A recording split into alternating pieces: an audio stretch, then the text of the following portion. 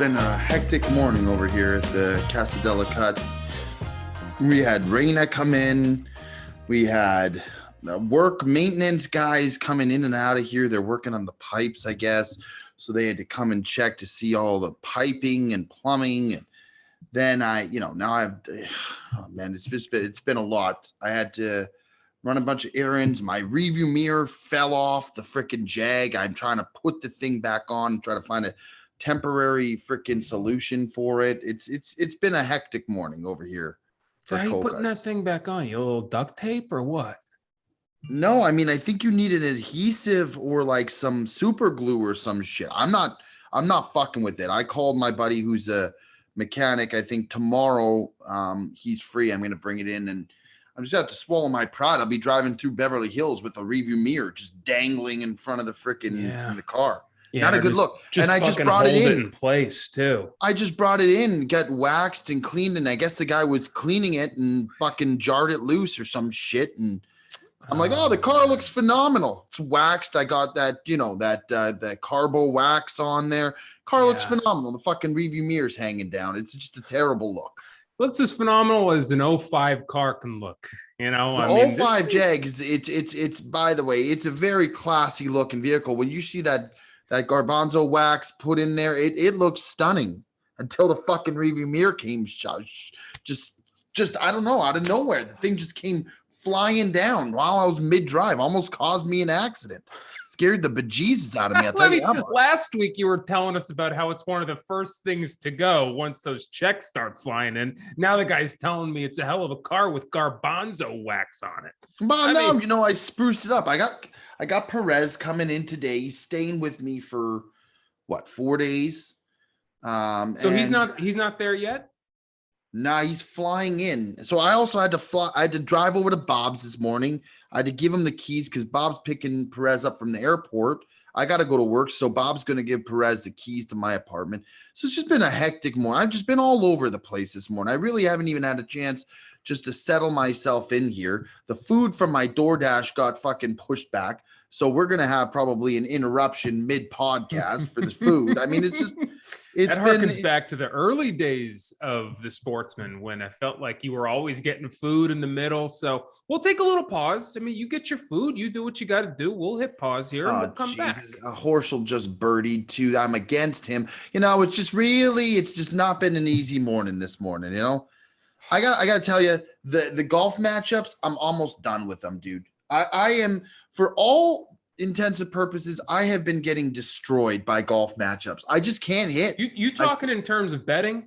Yes. Okay. So what do you have money on right now? And what's the I only took one match today because I said, you know what? Before I was taking 3 or 4, and I was trying to play around, and I was just getting smacked around, dude. So today all I have Leishman against Horschel, who just apparently birdied again. He's 3 under on the front 9. So that looks as good as dead. I was going to take our guy, Bo Hostler. He's doing amazing. All right. Leishman's 1 under. He's 2 back. All right. Focus up here, Cutsy. Focus up here. I know. I'm sorry. I told you there's been a lot going on. There's a lot of distractions. I'm getting a whole different Cutsy than I talked to on the phone yesterday. Okay. Focus. No. Brava. All right. I don't know what that means, but okay. Yes, I'm with you. Never seen Anger Management with Jack Nicholson? A long time ago, that scene from the Buddhist monks was hysterical. The whole thing is. Anyway, we have a couple of different things we could jump into today.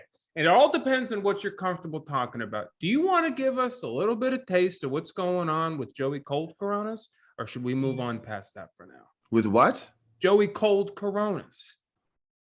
Oh, I mean, it's not much to say, The boy signed a big time deal, and it's just this. Not much to say. Just, Corona's changed my entire life. There's really not much else to say. Come on, give us a little behind the scenes. What's going on? You guys posted about Corona. What's going on with you guys? How they treat you? I guess what is the term? Brand ambassadors? I don't know. We're sponsored by Corona now, which is kind of cool. Know it. I hope that they do, like an ambassador meetup. Maybe I can meet Snoop Dogg. That'd be kind of nice. I don't know. He's on another level than us, but no, it's cool, man. They reached out to us. They want us to start working with them and growing golf. And I think they're going to get us into some tournaments and whatnot. And hopefully that, I don't know. Maybe they have Masters tournament, hookups. Who knows? Not for this year, but hopefully, things go well, and moving forward, we have some opportunities. But yeah, no, it's really cool, man. It's, this whole thing is kind of, come through, 180. I mean, we started doing this just for fun, just creating videos and having fun with it, and not thinking much of it. And now it's really kind of just. It's crazy to think how big these things have become. And I think, honestly, just not to toot my own horn, but I think just the start, I really do expect big things from me and Bob. And, these companies are starting to reach out to us now. So it's really cool to see it come full circle like that, from us just filming on a shitty iPhone to now we signing some brand sponsorships, Tick? Snapping necks and cashing checks. Do you think if Corona brand ambassadorship, if they had a hotel for all you guys, obviously Snoop Dogg's top floor penthouse, maybe right underneath him is like Tony Romo. That's where John Gruden used to be, but now that's a vacant room. Do you think you and Bob are like second, third floor? And do you have access to the penthouse for, say, a Not party? yet. No. We got some proving to do. You got some proving to do. But Snoop might invite you up just to get you a little taste of what the penthouse. Well, I mean, we'd be invited to the party. That's all I need. That's right. That's right. That's all. And you know what they're serving at the party? You know what they're serving? Well, they're serving cervezas. Yeah, Corona. But you just get me in. You know what I mean? Just get me into the scene. And that's where I thrive. That's where I do my best. And that's where we're at right now. So there's a lot of people, especially in LA, who say, all I need is a foot in the door. All I need is a foot in the door. And you know what? They need a whole lot more than that, because once they get their foot in the door, then their foot ends up in their mouth and they're right back out the fucking door. Okay. You are a guy who I really believe does just need that foot in the door, and then you're off and running, man. You're out there running with the horses, and I think that this is just the beginning of that. So this is very exciting. I know it's the beginning. You don't have a lot to report just yet, but this, to me, I mean, this is where it all starts. This is huge. This is the beginning, and it's well deserved, and it's the beginning of a lot of fun, man. Yeah, man, and it's gonna be cool to see, like, once I have more free time after the job, is done, and I can just focus solely on this. I think there's a lot of opportunities to build this, and we discussed this yesterday, building our podcast for the Sportsmen too. I think that there's a lot of opportunities we can I think what we're doing is great, and I've enjoyed it thoroughly, but I do think there's a lot of opportunities where we can continue to promote it and build it into something bigger, and who knows what the road down the road where we might end up with this. But yeah, no, dude, it's fun. I am enjoying it thoroughly, and I don't really know what to expect moving forward, but one day at a time, right? Yeah, I think one day at a time. That's all we can do. I mean, I think in the beginning, just as it relates to our podcast, The Sportsman, in the beginning, we were pretty gung-ho about it. I think that's the food. Hold on 1 second here. Okay, do you want to take a little pause? Hello? Is this Joey? It is Joey, yes. Hi, Joey, this is Ram Silverman calling from Golden Ticket. How are you? I am good. How can I help you? I just got your name from Rob Brand, who sent you a text. I was on a joint text from him, and I thought I'd reach out to you regarding, I guess, maybe you might be looking for some Masters information. Wow. Yeah, well, yes. I'm actually filming a podcast right now, Ram. Sorry to bother you, but I saw he sent us a message. He said that you were the golden goose of Masters tickets, so to speak. Well, you go finish doing what you're doing, and this is my cell phone, so feel free to call me anytime. Okay? Oh, don't you? Your number will be saved. Don't worry. Are you from Canada? I am from Canada, yes. Okay. Yeah. All right. I lived in Canada myself. You just had a Canadian accent. So. Wow, that's good. I hope there's a Canadian discount there as well, maybe. We'll have to work that out. We'll figure it out. But, all right, my friend. Enjoy your day. I'll talk to you soon. All right. Thanks for calling. Look at that. Masters tickets. Wow. Ram Silverstein just dropped his cock on the table mid-cast. I don't even know if you edit that out. I don't even know if you have to edit that out. No, that's staying in. That one's staying in. Ram Silverstein stays. Oh, and the Jersey Mikes just got dropped off at the house. I mean, it's all coming together. Now, if we could just find a mechanic to fix the fucking coming up, mirror, Joseph, right now. I think the mirror is going to stay broken. But all right, man. Do you want to hit pause real quick? Go eat, and then we'll come back and hit this hard. Yeah, is that okay? 100%, man. That's the power of editing.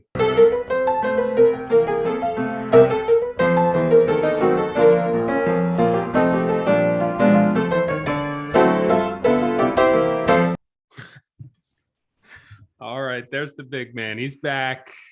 He's back. Can we hear him? Can we hear the big man? I'm here. I'm feeling good. Okay. By the way, Jersey Mike's. This is a company I can get behind. Have you tried their sandwiches, Dick? I got to say, we joined earlier about 10, 15 minutes ago, and the world was falling down around him. But in the last 20 minutes, I mean, we got a Masters ticket call. We got the belly full of Jersey Mike's, picking the meat out of his teeth still. I mean, how crazy was that guy's calling me about Masters tickets? What a turnaround. During the podcast. He's probably going to charge me fucking $5,000 for a ticket. Whoa, I thought he was a hookup. I thought he was handing them out for free. I don't think so. Well, just bear in mind that Augusta is not far from South Carolina. So when you're thinking about buying tickets, you think about the big ticket. Well, I got to have, at some point, we mentioned him last week, Brian Bearsall, my best friend back in Canada. It's his lifelong dream to go to freaking Augusta, like lifelong bucket list. So, I had this guy hit me up today so he could possibly get us practice tickets or regular tournament tickets, but he said regular tournament tickets would probably be pretty pricey. And I told Bearsall he was freaking out. So one day it will happen. I'm not saying if you it's don't gonna think happen. Bearsall's going to have a heart attack in the next few years, I think you guys are going to be getting free tickets the rest of your life. I mean, just give it a couple of years and you guys won't pay for a thing for the rest of your life. Well, that's what I think. I think hopefully with the connections we're making, by the way, our guy Bo Hostler is tied for second, 4 under, one of the friends of the pod. There so, he goes. As we start to make more connections, hopefully we won't even have to talk prices. We'll just have tickets be available and we can go check out, Magnolia Lane. Yeah, man, if these tickets are more than $500, tell your buddy to eat healthy and just hang on a couple years. You're Keep the blood pressure in check. Just make sure you do every once in a while you do a full body checkup with and he'll be going to the Masters the next 20 years of his life. I mean, that's the way I see it, but who knows, Maybe Corona gets us tickets. Maybe Corona gets you tickets. Hey, that's what I'm saying, man, you're a brand ambassador now. And especially your lane is golf. It's not like you're in golf and you're trying to get, Stanley Cup tickets. I mean, this is your wheelhouse here. Yeah. They're going to want you there at the Masters. You speak a lot of sense, Tick, Now, you know what? Actually, I just thought of this. The Masters takes your phone. And Horschel just bogeyed. All right. The Masters takes your phone there, buddy. I don't think actually. Yeah, man. I think Bob was actually telling me this. You can't have your phone in there. So that's why you don't see a lot of promos and specials coming from the Masters. They don't want you. That's I mean, I get it. I would be respectful of the case, but that you want to film something. I know. I mean, and that kind of leads into one of these fan questions we have today, but we're not there yet. We'll get there. I heard the practice round you can actually film, but you cannot for the actual regular round. Like for the practice rounds, you're allowed to bring a camera. Yeah. Who knows? I mean, it's just ridiculous what they got going on for the Masters, but it is still one of the best shows in town when it comes to golf. Talking about his best show in town. How about your 76ers, Tick? Yeah, I had a question first. Let's jump into the Sixers, okay? I am stoked. We've played 3 games so far, 1 against the T-Wolves, 2 against the Knicks, 1 in New York, 1 in Philadelphia, and we just look unstoppable. We look like the best team NBA's had. Harden looks really good. We look fucking good. I mean, I don't know what else to say, really. I mean, Harden, Maxey off ball. He's getting 25 a night. This kid, keeping him was the key. I'll say it until I'm blue in the face. Keeping him and not involving him in a trade was the key to this team actually being a contender, Joseph. And are you excited? Oh God, I think we're the team to beat. You really do? I do. And I don't give a fuck about Ben Simmons anymore. I kept saying, let's get to what Ben Simmons is all about with the Nets. I don't really give a fuck anymore. I think has he played a game yet for them? I don't even think he's played yet. No, and no one knows what the problem is, but that's no longer our problem. That's their problem. I kind of wish Drummond was still your problem because he looks really good. Yeah, fuck them. Fuck the Nets. Fuck Drummond. Fuck all those guys. And they got Kevin Durant. And if they're not careful, Cutsy, he could be the next Glass Man. I could be taking that nickname that I have so generously given to AD, and that could be KD's new nickname, the Glass Man. I mean, he's coming back. He's coming back this Thursday against the Heat. KD is back, but let's see if he lasts longer than a week, because I don't know if that MCL can hold him much longer. I just don't know. I don't know. I think he'll be okay. You do? Yeah. Haven't you seen him get hurt a million times in his career? What makes you think he's going to be okay? A million times. I mean, he had the Achilles was the big one. Obviously. He's gone out 1,000 different times. I can't even keep track anymore. I need more hands. He's played a lot of games, though. It's not like he's not like Zion Williamson, who, by the way, well, I don't even consider him a player in the NBA. This guy is a glass vase. He's like, you know what he's like? He's like in the beginning. You watch the movie Ghost where they're making that clay pot. He's the pot, but it never got finished. Still a work in the big. He's still working on it, but it just hasn't really, it hasn't amounted to much. That's Zion for you.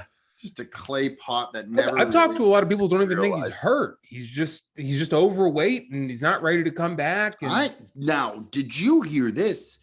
I heard this was very interesting. Yeah. Is the Pelicans, they did their promo for like the new year, like for next year's home tickets and whatnot, like to try to start like promoting. And they had, McCollum, they had Ingram, they had all these guys. They didn't put a single picture of Zion in the promos. That's not good. That's not good. Which leads a lot of people to believe that maybe they're done. Maybe they're ready to move on without him. I mean, it's definitely, and then begs the question, if you're in one of these other teams, do you take a chance on him?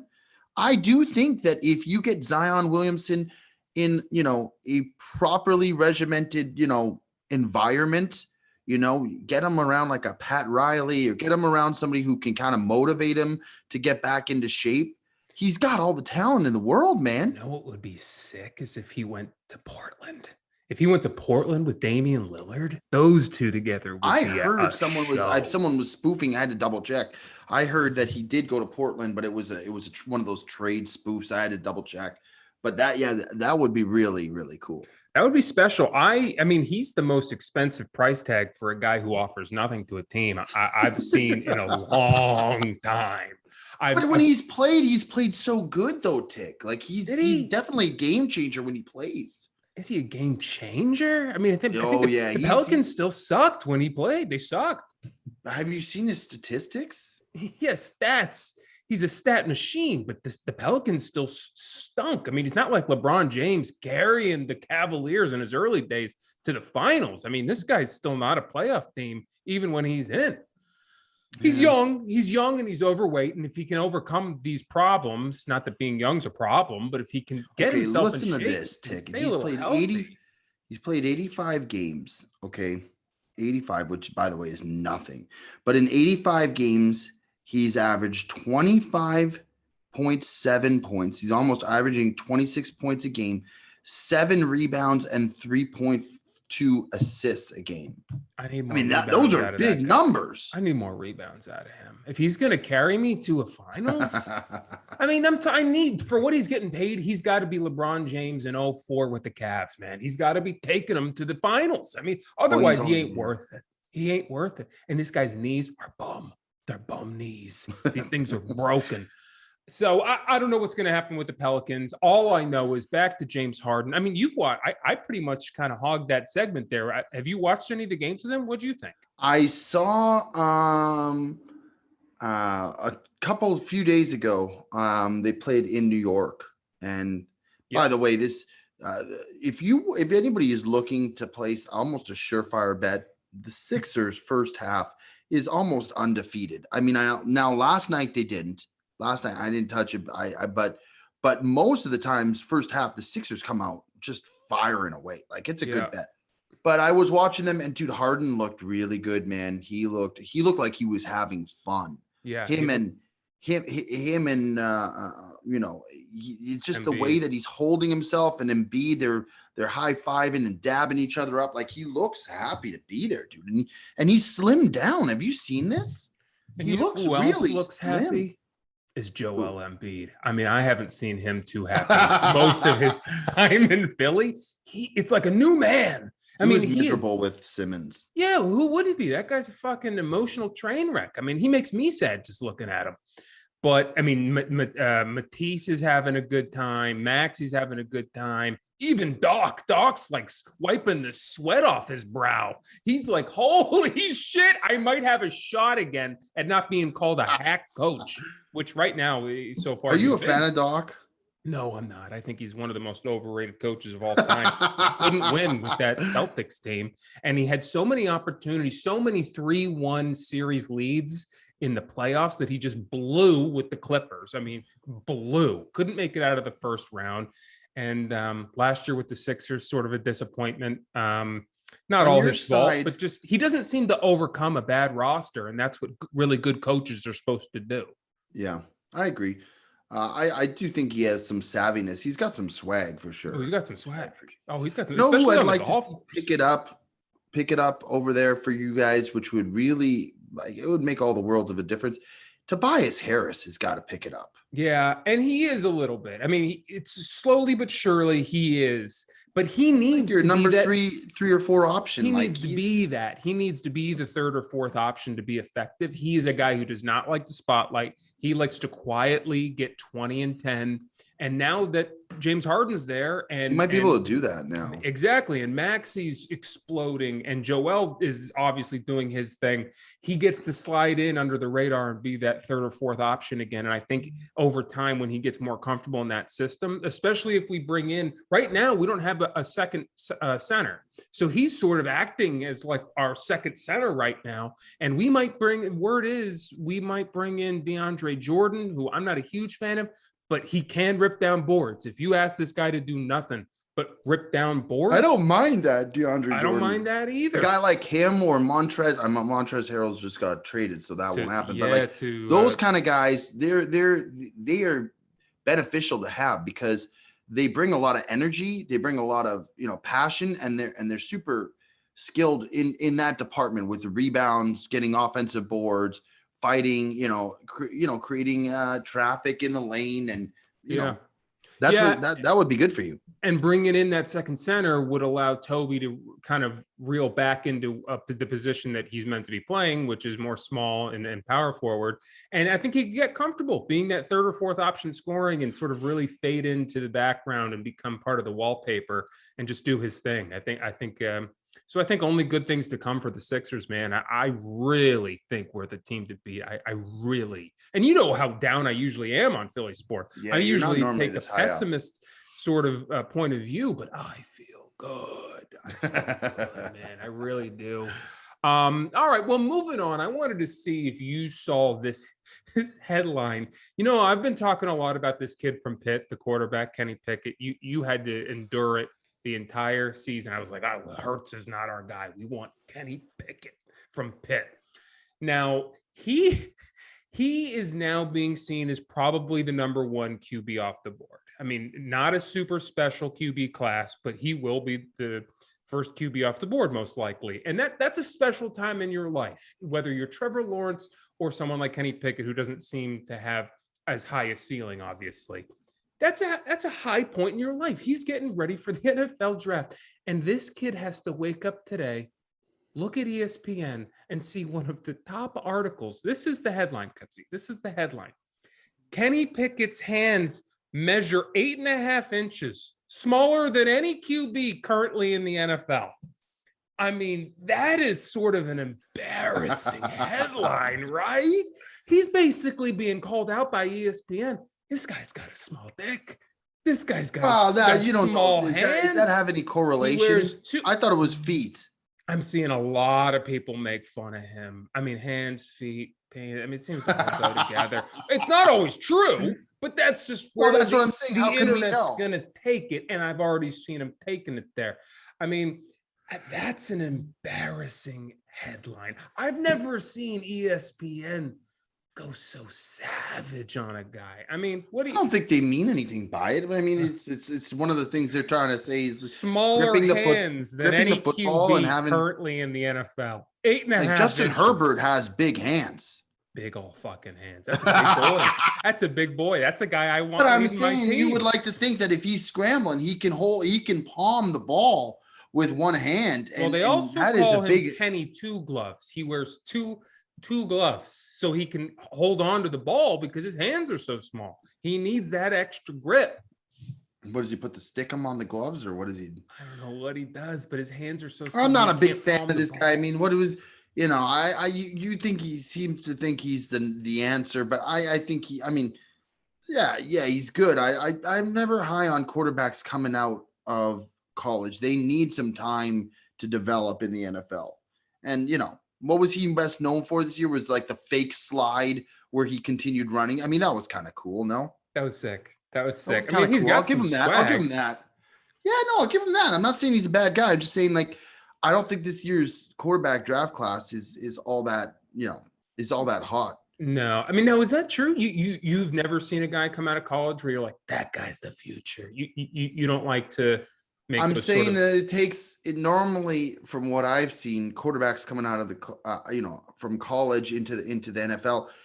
There's a learning curve, Sure. Even Trevor Lawrence, by all intents and purposes, he didn't have a very good year because the best quarterbacks normally go to the worst teams. So there's not like, they're not coming out right out of the gates. Joe Burrow is one guy I would make an exception with. He looked from the moment he came out and, was with the Bengals, he looked like he hadn't missed a beat since they had that championship game where he won with LSU. Like, he looked phenomenal, but like most of the time there is absolutely, and even like Justin Fields this year, he looked very good at certain moments, but it's a tough jump, man. It's a really hard jump. So like all these guys coming out of college, it's going to take some time. I mean, Peyton Manning, arguably one of the best quarterbacks to ever play in the NFL. He was horrific in his rookie seson.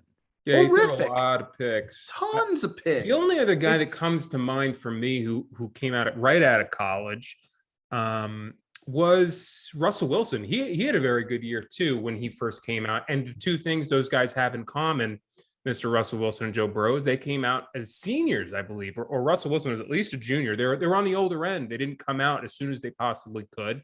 And that's what Kenny Pickett is too. I mean, that one of the best arguments for him is he's going to be 24.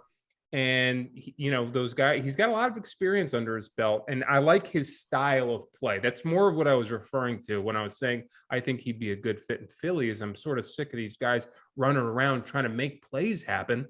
That's what Carson Wentz was. That's what Jalen Hurts is. And this guy's more of a pocket passer. Can he run? Yes, sort of more like a Justin Herbert. I'm not going to say he's as good as, but the style of play is more similar to a Justin Herbert. And I'm sort of aching for that kind of quarterback to come back to Philadelphia. Is he the answer? I don't know. Is he going to be the answer for anybody? I don't know. But I like just to make something clear. Are you not a Justin? Not Justin Herbert. Sorry. Are you not a Jalen Hurts guy then? Or is he? You don't think he's the future for the Eagles? I think if. Oh, God, that's a tough comment. That's a tough I mean, if you're saying question. that this guy that Pickett could be the future, then that means you're not sold on Hurts. And I know he's had up and down, but he's had some really good moments. And you know what? Being a good some quarterback, really bad moments. He's had some really bad moments too. I will say, from year 1 to year 2, tremendous improvement. If he can put that kind of improvement in again from year 2 to year 3, then he's worth hanging on to. So it comes down to in the building, watching him day to day. Do you think he can grow? Now, I'm not in the building day to day. That's where you got to trust the coaching staff and the people who evaluate talent. If you believe he can make that jump again from year 2 to year 3, then you hang on to him and you just go after defense and maybe another offensive lineman in the draft.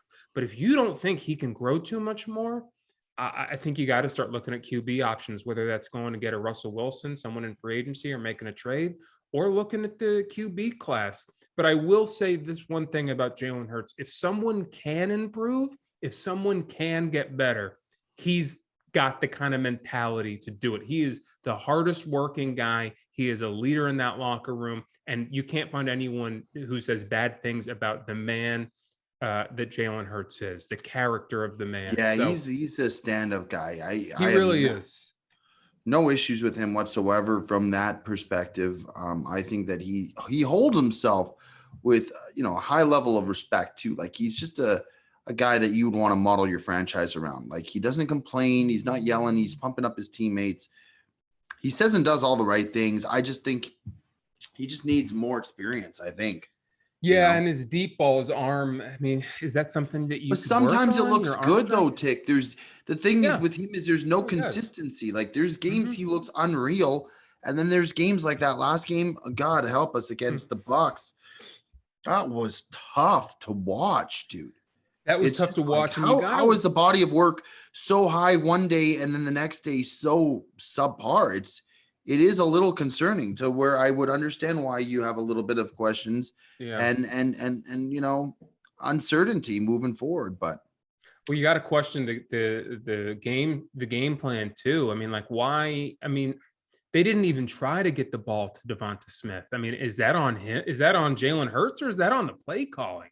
Or so I mean, they look terrible, but one has to wonder, was that all on Jalen, or was that on Nick Sirianni and the offensive coordinator and the way they drew up going against the Bucks? So I don't know. I mean, I'm sort of leaving it up right now to what the people in the organization think. I mean, they got to see what he's putting out week to week, because from what we just looked at the game tape, you can't have a guy who's good 50% of the time. I mean, that's just not going to cut it. That's not going to cut it. Not at that position. No. All right. So moving on. I mean, I don't have too many things to talk about this week, but I did want to bring up one more thing, and it does have to do with the Eagles again. The quarterback from North Carolina, Sam Howell, another guy who a lot of people, I mean, he's one of the better quarterbacks in this draft. The Eagles had a pre-interview with this guy. Okay. And it was a little unorthodox, to say the least. The Eagles had him come in and shoot basketballs on a mini hoop during the pre-draft meeting. Now, what was the point of that? I don't know. Is our coach just looking for a guy to hang out with? Is he just looking for a guy to go to Dave and Buster's with in the off season? What are you learning from shooting Papa shot? Maybe he thought that he would be more at ease and more comfortable and laid back in an environment like that, rather than being in a tense environment where he feels like he was under the microscope. Maybe that's what he's trying to do. Break down I don't know, man. I think it's fucking insane. I'm just saying, I feel like it's like the equivalent of like the Rooney Rule, where they were just trying to check off boxes. Like, we don't really want this guy, but we do have to interview him. Let's just bring in the Papa shot and see. Well, so Sam Howell went on to say that he made 2 of 5, so he doesn't think he's very high on our list. So, well, I'm surprised you don't have anything to say about baseball. I mean, what's going on with the whole season and potentially now they're going to be missing games. Like, what is your thoughts? Like, are you concerned? I mean, I know we touched on it last week, but things have gotten worse. I just don't have much to say about it. It's embarrassing. It's pathetic. You're an avid baseball guy, right? Like I become less and less of one each year, because I do think they have a real problem making the sport interesting. As you touched on last week, the lightning in the bottle is the playoffs, and they haven't found a way to stretch that over, 162 games. They just haven't found a way to do that. And then you put this on top of it. You guys can't fucking figure it out. I mean, the owners have had their way with the players, the last few bargaining agreements, and now they're not willing to give anything back to the players. It's just embarrassing. Split the money and play the games. Why? And they know that this is doing so much damage to the sport. It took Mark McGwire and Sammy Sosa's magical home run contest and run, and it's race to 61 and see who's going to break Roger Maris's record. That kind of level of excitement to pull them out of the last time they got in these ugly arguments. We're not going to have that again. So what do they expect? You have guys like Ohtani and that are really exciting to watch. I just think it's going to take a once in a lifetime level of excitement event that you can't game script. It has to happen organically to pull them out of this PR nightmare. And I just don't understand when they know it's hurting the sport, when they know it's going to hurt their revenue, they're still not coming together to find a solution. Yeah, not a good look for sure. I mean, do you have anything to say about it? I mainly didn't bring it up because I thought you said everything you wanted to say. I just like to know your opinions. Obviously, we touched about it, but now it's like I thought that they would come to a decision now that they're missing games, and I listened to the interviews. It doesn't sound like they're even close. Like it doesn't sound like they're the disparity between what both sides are asking for is massive, huge. So I don't know. I'm not personally an avid, huge baseball guy, but I know there's a lot of people who love baseball, and it's kind of upsetting. Now, the other thing I wanted to ask about, Tick, is people need to know last year, and if you're not aware of this, I mean, most people aren't because we weren't doing the podcast at this time, but the ticket went on a run of a lifetime. This time last year for March Madness. It was legit the hottest I have ever seen the ticket. He was taking his Bruins, he was betting them hard, and they were making a deep push in the tournament. It was pretty amazing how just dialed in. I want to ask how much have you been paying attention? I mean, March Madness is literally here. I mean, it's about the tournament's about to start. Have you been focused and following college basketball? Do you have a couple horses that you want to ride going into the tournament? A couple teams you like? I'm curious to know because I have become enthralled. You have. We talked about this last time. I mean, there is simply nothing more that I would rather sit down, watch, throw a wager on than not March Madness, but college basketball now, which leads us to March Madness, the tournament. Yeah, I don't know what it was about this year. Maybe it was just where I was at headspace. I couldn't get into college basketball, and I kept trying, and I put a game on here and there. I was like, I'm just not into it. And maybe it's because the Bruins kind of stink and West Virginia stinks. But I'll say this past week, I don't know if it was 7 of the top 10 or top 15 teams going down in one day. Top 6. I can say I am confirmed in on college basketball now. My mind's in the right place. I'm excited. So all that being said, I like this Baylor team. I think they can sneak. Do you really? I like Baylor. I like Arizona, obviously. I mean, Arizona looks amazing. They just lost. Now they did look amazing. They look amazing. I mean, no one's gonna have a perfect record anymore. You always got to keep Gonzaga. Your eye on, I was gonna say you always got to keep your eye on Gonzaga. But I don't like them the way I usually like them. I don't know if I had to fill out my bracket today, I think I'd have them going to the Final Four, but I don't think I'd have them in. See, the problem is Gonzaga is they championship game. They don't play tough teams in their division. I know it's so hard to evaluate. Mary's just beat them. I mean, but Texas beat them. Who else beat them? They got beaten by I think it was they lost by like every time they played a half decent team, they've struggled. And right. I do think that'll play. They lost some guys from last year, so it's a much different team this year. Still good, obviously, but it's a much different team. And Mark Few, he always has the team ready for the tournament, so you got to look at that too. And I think they'll make a run. I just don't think they're going to go all the way. So, Ticket, I want to do something where you go all the way. I think this could be fun. I want you to give me your top 5 college basketball teams going into the tournament. Who do you think? And I can go first if you want to think about it. Who I would like to know who your top 5 teams are, and then I'll give my top 5 teams as well, as far as like who I'm interested in and who I think could make a solid push. Okay, yeah, you go first. I'll go first. Yeah, you go first. Okay, Arizona out of the gates is I think one of the top teams in the country. I think this Kerr guy, he can fire threes at will. They got good pace.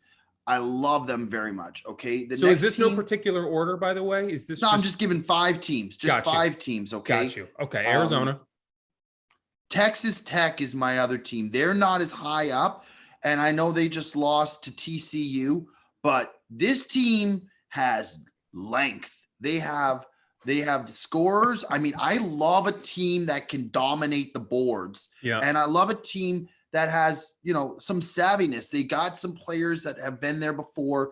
I really like their program. I think that they could make a push. And again, they're not a top seeded team, but I do think that they are a team that can do some damage. So that would be my second. Third, I like Auburn. I love Pearl. I love what he's about. I think this Jabari Smith, by the way, could be the guy in the NBA draft coming up. He is unbelievable. Have they struggled? Yes, but I do think that there's a lot of pressure on them. And I think like with some of these teams, like every game, there's some of these like non-factor teams, they're bringing their stuff, like their best stuff, because they want to win these games against them. And I think that, Auburn is a team with very well coached that could make a deep splash. I like them a lot. The team that I was going to put Kansas, but they've been terrible recently. I'm going to take Kansas out.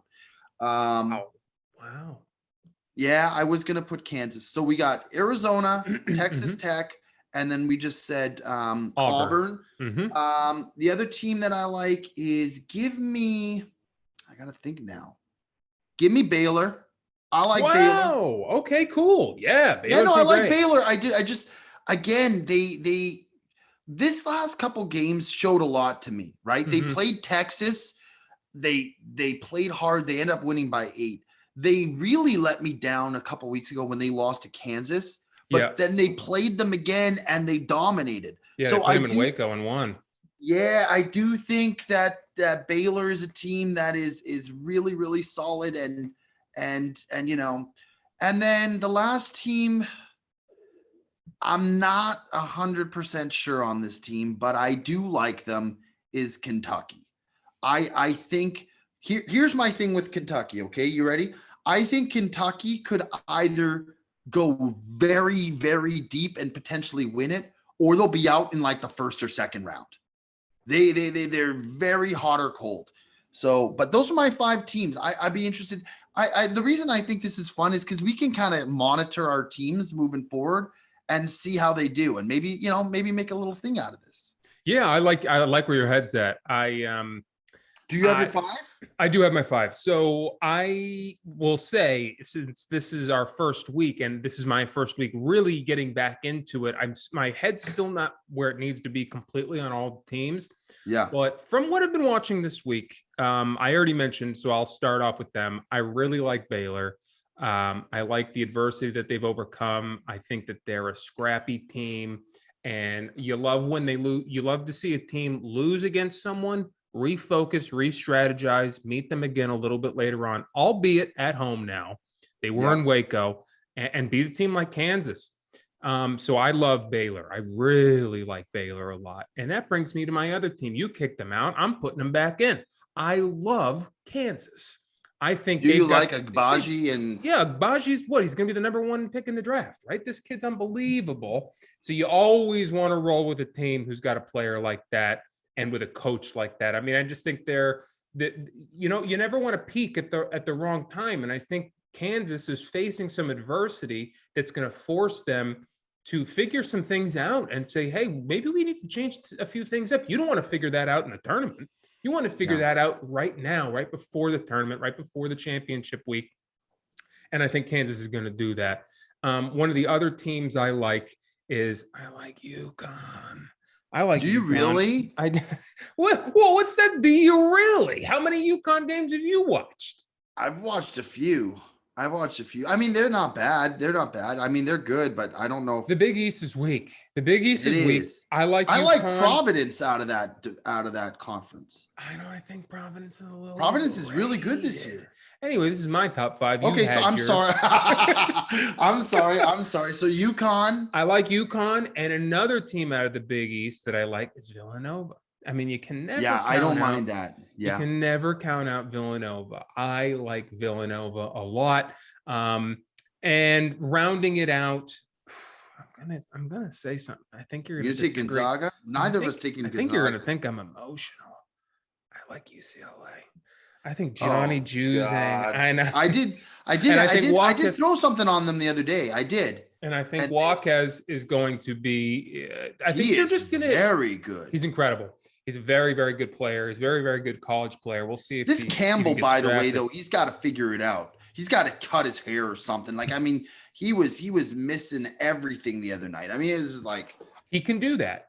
But sometimes he looks really good. Sometimes he looks really good. And last March he showed up for them. I mean, one can say what makes a push in March is not your best players showing up, but it's your role players showing up. When you can have those guys contribute and come off, and I think Campbell's that kind of guy. I think he's a big time player. I think he's a guy who loves the big moments. So I think when March rolls around, well, we're already here, but when the tournament rolls around, I think UCLA is going to make another deep All right, run. I like it. I really do. And it's Can I make an audible, by the way, Tick? Can I remove Kentucky and switch them with someone else? I didn't hate Kentucky. I thought Kentucky was a good pick. Nah, it's never Kentucky.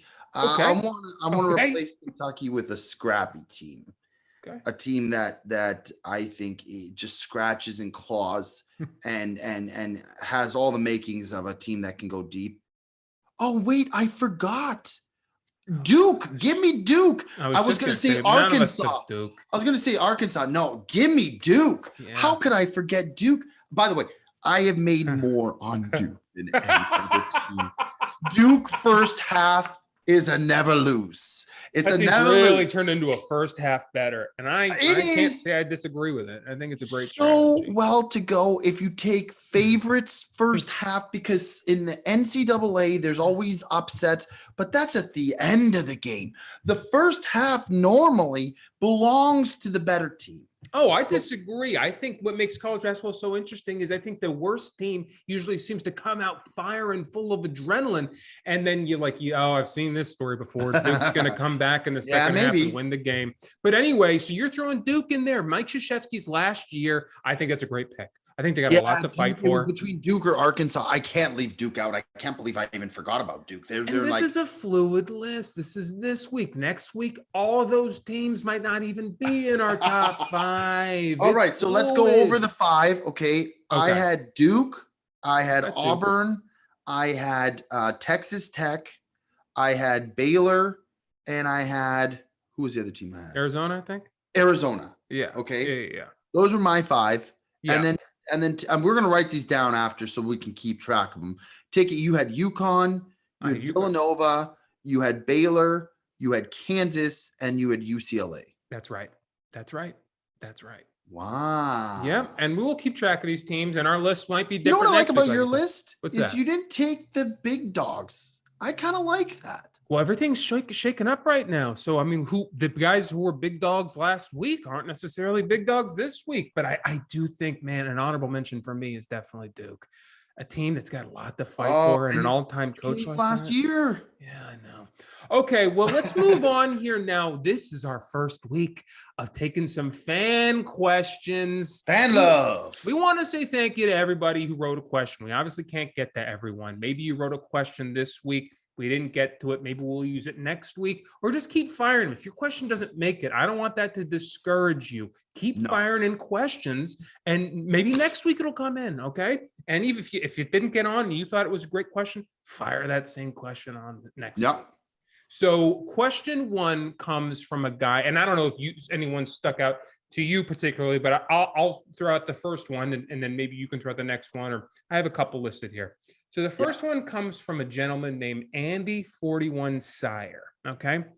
Yeah. Now this is a guy who reached out to me on Instagram. I don't know. I want to say a couple months ago, and I have not been very present on Instagram. That's something I'm thinking about changing, but my head's been in other places. But I'm trying to regroup back on Instagram, and I apologize to Andy if he's a listener. I never responded to him, and there's nothing against him. I haven't responded to anybody in the last couple months. So I apologize to Mr. Andy.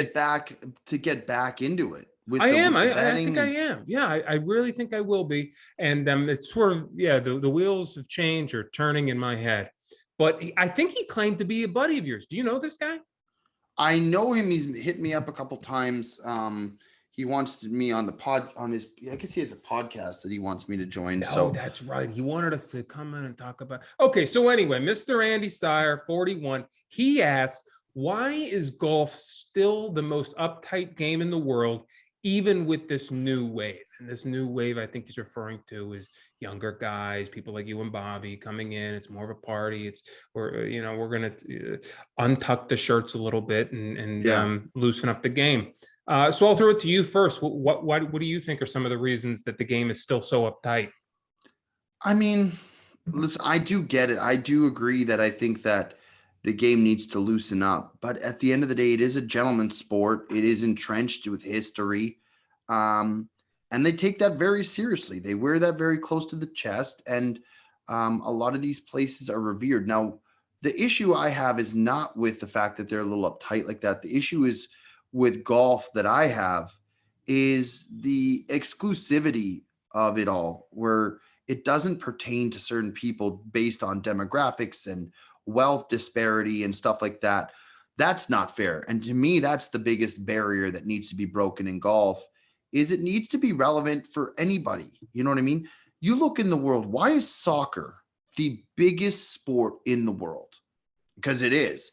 Because literally anyone, anywhere can play it as long as they have a soccer ball, you know? So it's regardless of wealth or demographics, where you are in the world, it's something that everyone can enjoy and love. And I'm not saying that golf is ever going to get to that level, but I do think you see more and more, and the pandemic has definitely helped grow the game because there were such little things and different activities that people could do that people started taking up golf more than ever. And now golf has become it's become big as it's ever been. And I just think that that's great because I think that everyone should be able to enjoy the game. So, regarding the rules and the pace of play and uptightness, I agree. That's one thing, but I do really think that the next wave for golf is to really include everybody and really make it an all-encompassing sport that anyone can enjoy, whether you're a female, a male, old or young, rich or poor. It's a great game, and I love the game so much, and I think it should be only fair for everyone to have the same opportunity to enjoy it. So maybe a little bit of a sidebar on that question, but I do think, to me, that is what is the most important thing, and that's why we do our videos, and that's why we do different things, because we want to make it appealing and let people know that you can have a good time out there. It's not all about just what you score and what you shoot, whether you shoot in the hundreds or you're shooting, one or two over par. It's a game that should be enjoyed and loved by everyone. Yeah, I agree. And sort of branching off from where you took the question, a lot of people point to soccer balls are cheap. All you need is a soccer ball and 2 trash cans. But what I'll say to that is I've been going to a lot of Goodwills recently because, I'm a cheap guy and I got a new apartment. I'm just looking for cheap chairs and ottomans or whatever. Every single Goodwill I go to, there's old clubs in there. And, if you're starting the game, you don't need brand new Callaways. You don't need the best clubs in the world. Does it make things a little easier? Sure. But when you're just working on your technique and you're working on how to hit the ball and some of these small things that you're working on in the very beginning of learning how to play the game, just go to the Goodwill and grab 2 or 3 clubs. You don't even need all of them. Grab maybe a driver, grab a 9-iron, and grab a putter or a wedge of some sort. And that I literally was just looking at them. You can get all that for like about $10. All 3 clubs for $10. That's cheap? And just get out there. Dude, they're really old clubs. But these things made of wood? They're still made of wood. So I might not play well, but at least you'll be playing. Well, no, but go to the driving range and just work on your hands and work on your shoulders and squaring up properly. These are things. And then it also is like, make sure you really like the game and then maybe save up some money for some nicer clubs. But the entry point is not that expensive. I think largely what should change is the way that the game, the PGA specifically, is branding to people. Don't make it seem like it's such a premium product. although it is, but just make it seem, the messaging needs to be more accessible to everybody. Yes. Don't make it seem like it's such a wealthy white guy thing, fancy club. Fancy, exactly. These country clubs are so pompous and uppity, and just change your marketing a little bit and make it seem accessible to everybody, as you're saying. I think that was, and what, it'll increase the talent pool for the PGA moving forward. The more people that get into golf, the better, the pool will be of players coming through the ranks. So, I mean, it can't hurt. Look at every other sport. It's like, are overweight, middle-aged look at Tiger guys Woods. Really the best athletes? One of the reasons Tiger Woods has really revolutionized the game is because you look at him, right? He wasn't coming out out of the gates super wealthy or all the money in the world. He's a colored kid. He came out. He really dominated the scene, and it was probably the best thing that could have ever happened to golf. Just creating awareness that this is a game that can be enjoyed and loved by anybody. And he's really done his thing, man. He's put his stamp on the game, and I think that's what we need to continue to see is people coming and changing the game and just growing it. So. Yeah. But anyways, that's our first question. I don't take too much time on that, but that's something I'm pretty passionate about. So yeah, it is. So I felt relevant for me to give a little bit more of an explanatory, response for that. Yeah, and it was a good question too. It makes a good question makes you think. So good question, Andy, and I'll respond to you at some point. But don't take it personally. Our next question comes in from Chuck number 3. Okay, he asked, golf match between Jet and Pickett for final spot and foreplay pod match. Not really a question. It's more sure that Jet doesn't hear.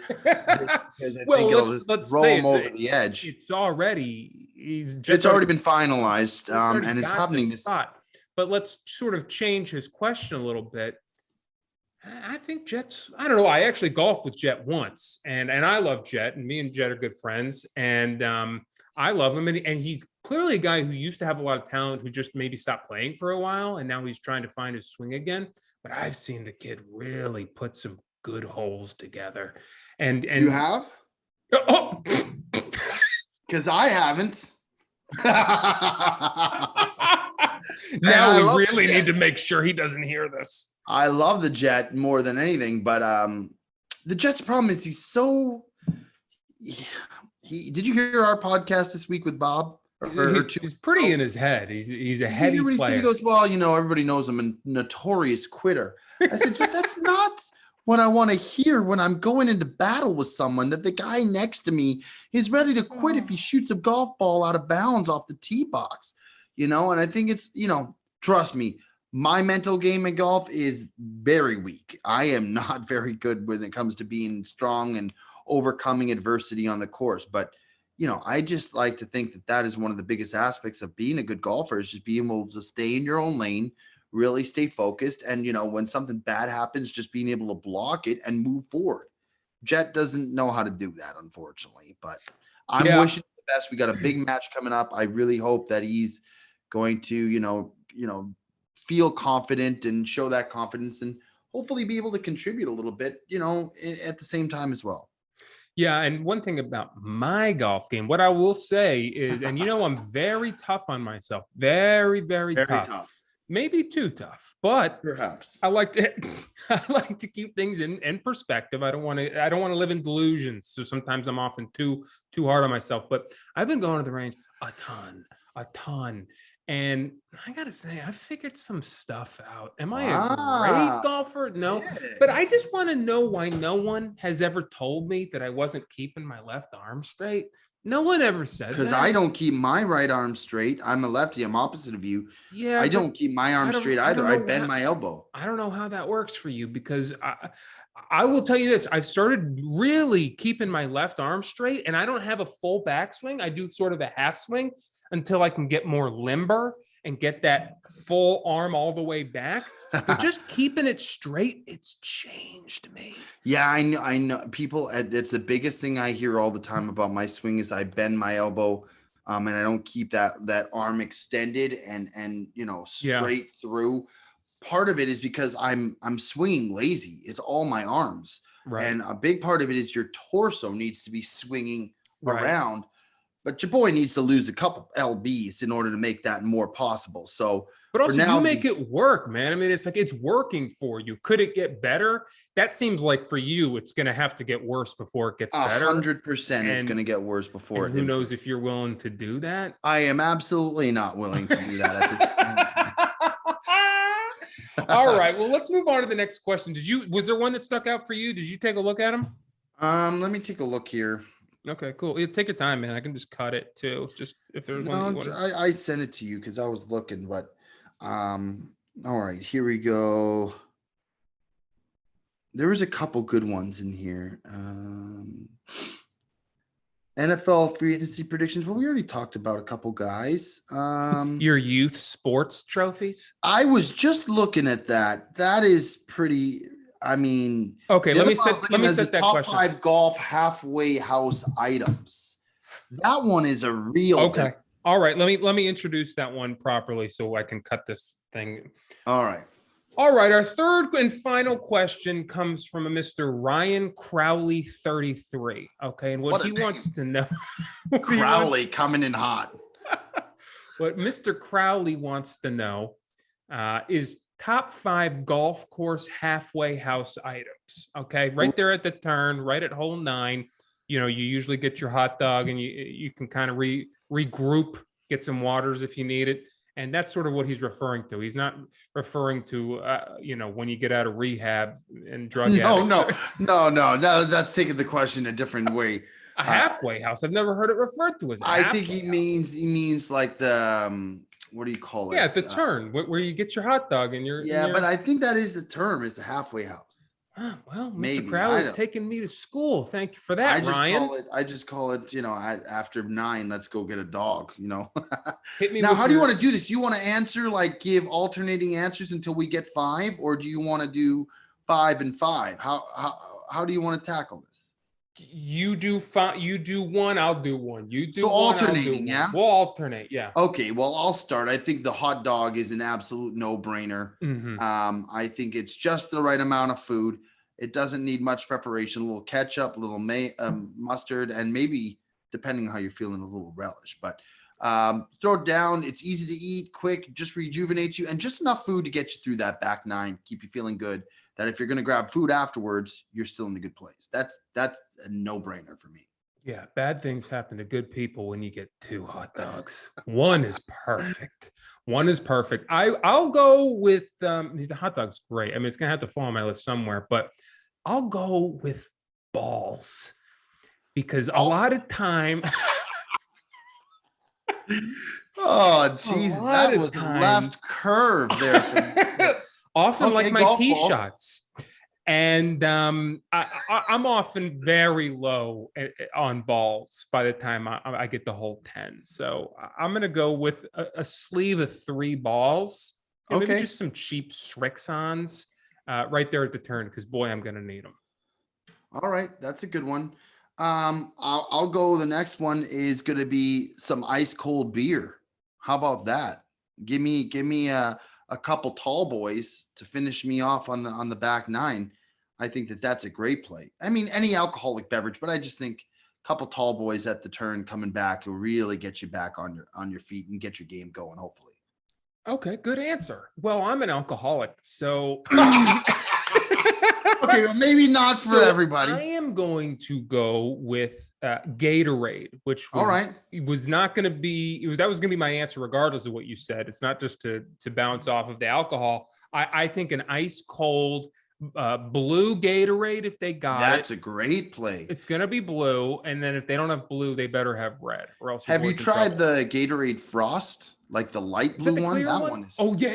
That one is Arctic Frost or something. I think it's something about the color blue and Gatorade. It's just a marriage made in heaven. Yeah, it's great. I haven't tried the lemon lime is really good too. Is the clear good? Have you had that one? I have not. I saw somebody get that yesterday. I was like, what is that? It just doesn't look as refreshing.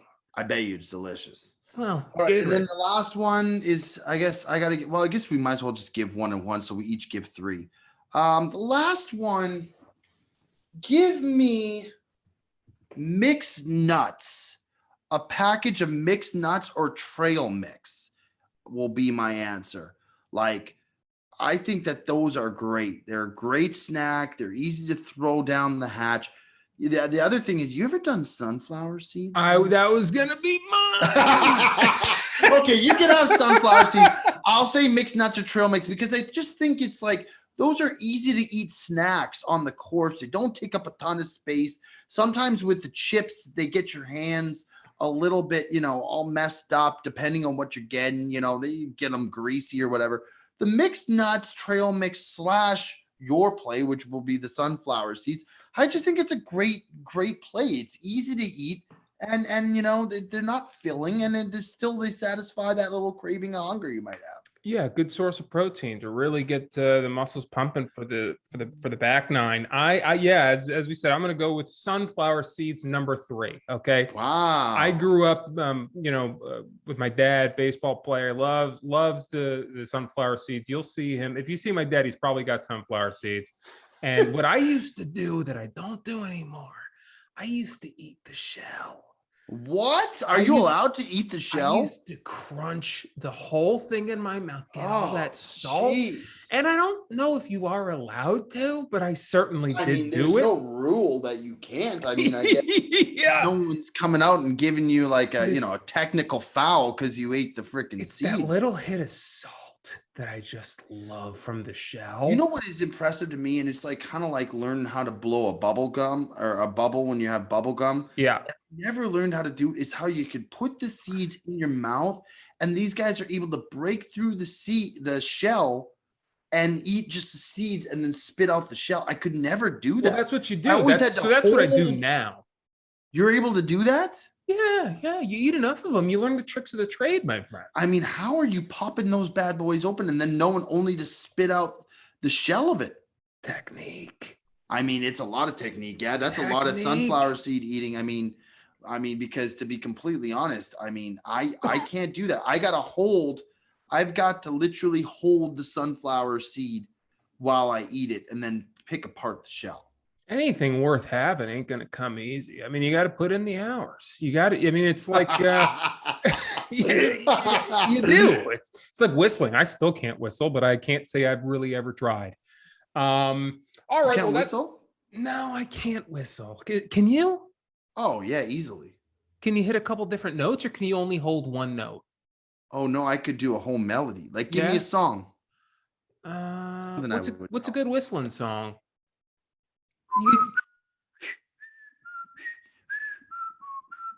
Okay.